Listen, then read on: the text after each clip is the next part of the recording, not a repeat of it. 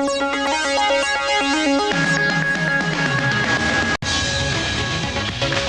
focus, it was a turning point for this city in the early 70s when the movie palaces of PlayhouseSquare were actually scheduled for demolition. It was quite a time. It was a time when there were a lot of very passionate Clevelanders who worked really, really hard to save the theaters. Their names are still on the inside wall if you take a look. And they did a pretty good job creating what is now the largest theater restoration on the entire planet. How about that? Channel 3's Jeff Maynor has the story. Each year, PlayhouseSquare puts on more than 1,000 performances. That's more dates than all Cleveland's pro sports teams and arenas combined. So each year, we attract through over 1,000 performances at PlayhouseSquare, attracts over 1 million people to PlayhouseSquare. Lap alignment, please. And every show at the 5 major theaters means work for local people. Actors, musicians, stagehands, lighting people. That's no slice of heaven right there. Lock it. The shows are very big business. The stage properties and the stage activity has a community impact annually of $43 million. That means the $55 million investment in the theaters of PlayhouseSquare brings back an unheard of 80% return. 80% return on investment each year. PlayhouseSquare gives back each year free performances for students valued at more than $1 million.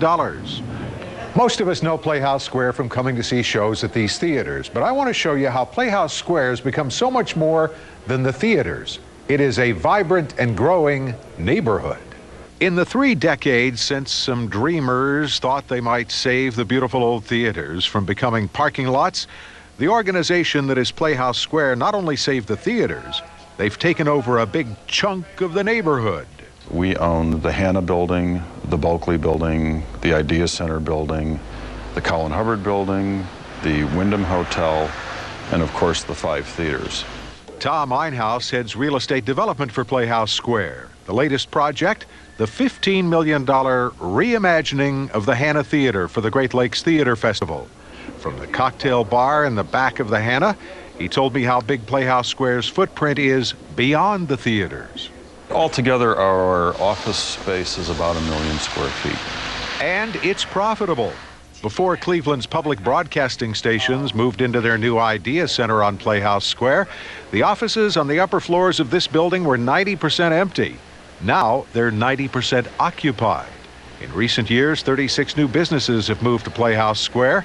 One of them is Fit Technologies, a young company with 100 mostly young employees. Okay, so you're on the road starting at 11:30. These young Clevelanders say it's a big plus to come to work where the action is, with the theaters and restaurants right outside the door. What happens after work? What's the social component? Staff either stay for a play, stay for a concert. We have season tickets to all 3 sports teams that we have through our company, and so we're very open to sharing that with our staff and our clients, and so there's lots of opportunities for staff to attend those sort of things. But wait, there's more. Creative companies like URS Consultants with 200 employees that are architects and engineers. These are all technology, innovative companies which brought a group of young, vibrant talent into the neighborhood. Across the street, the stately old Hanna office building has gone high-tech with the Tech Hotel. Offices for new tech startups with furniture, phone, and internet included, lower rent, and short leases to help startups get started. Economic development of the PlayhouseSquare neighborhood was a giant leap beyond putting on shows.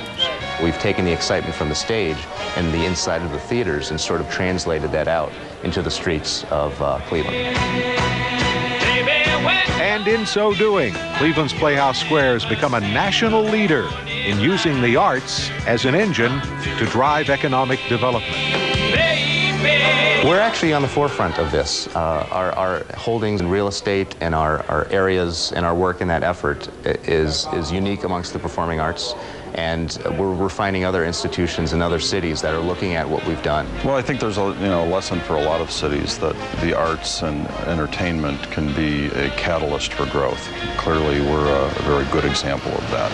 Many other cities followed Cleveland's lead in saving old theaters. Now, in a tough economy, cities too are looking for more bang from their bucks than just the shows on the stage and the seats in the seats. Shakespeare said, "The play's the thing." Today, that thing is economic development. Jeff Maynard, Channel 3 News.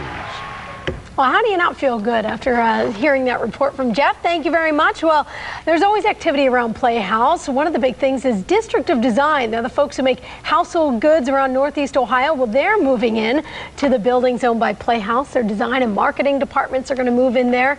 And did you know half the folks who live downtown, well, they live in the immediate PlayhouseSquare area. Learned quite a few things there I didn't already know. How about that? Thank you, Jeff. So do you have a story or idea you just want to see in focus? Simply provide us some feedback. We'd like to hear from you. Log on to our website, WKYC.com. You can also go there and watch Jeff's story again. But scroll down on the web to the Channel 3 News at 7 link or email us directly at 7 p.m. feedback@WKYC.com.